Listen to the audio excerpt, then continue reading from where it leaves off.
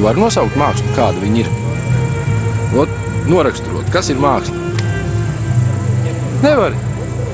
Kas ir bezceļu braukšana? Tu vari noraksturot, kas tas ir.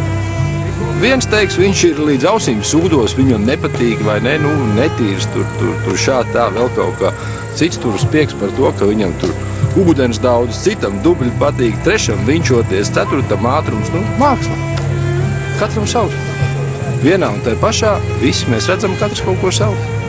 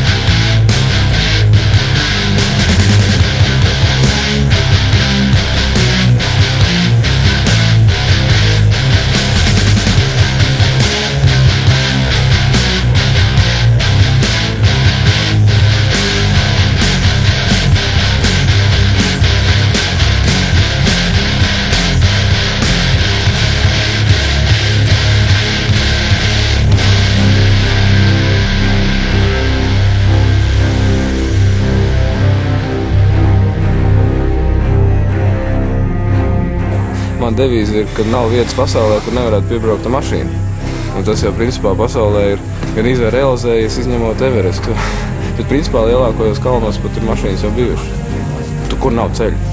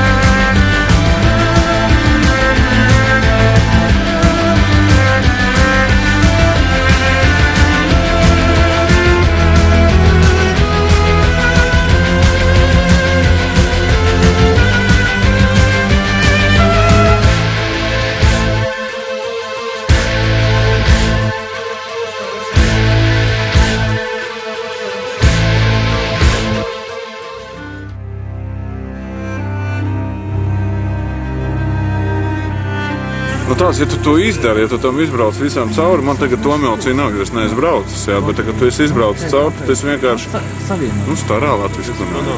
Tu esi aizmirsis visu dzīvi, visu ikdienu, bet tu esi jāies pa tiem dubļiem un vienkārši tev ir, superīgākās sajūtas, tu esi to veicis. Tas ir tā kā kaut kas, es nezinu, tā kā kaut kāds superīgs kaut kāds uzdevums, ne uzdevums, bet kaut kāds dzīves mērķis maziņš, bet mērķītis, kuru tu esi aizsniedzis, izbraucis un vajag apmierināts. Tu nevari iedzīt 2 tonnas dzelžu purvā un cerēt, ka tāpat vien viņas kāpēc tā garu laiku tiks laukā. Nē, tur ir tikai jāsakoncentrējās vienai lietai, ja, ka tu dodies ārā no tā vājprāta. Ja. Nav izvēles. Ja.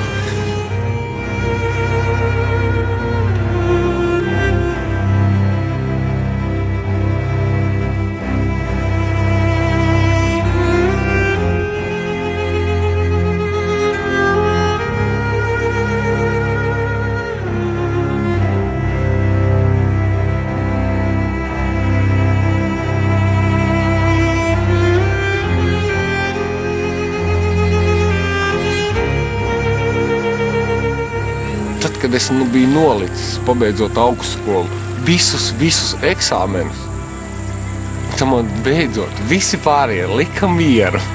Vairs nekur nesūtīja, neko nevajadzēja mācīties, neko nevajadzēja rakstīt.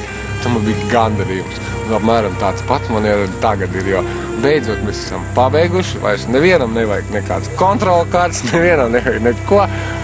Un beidzot tu esi atpūsties, pasēdēt, iedzert, paēst obligāti vajag, lai nākušā dienā atkal tā visā līstu no galvas līdz kājām iekšā.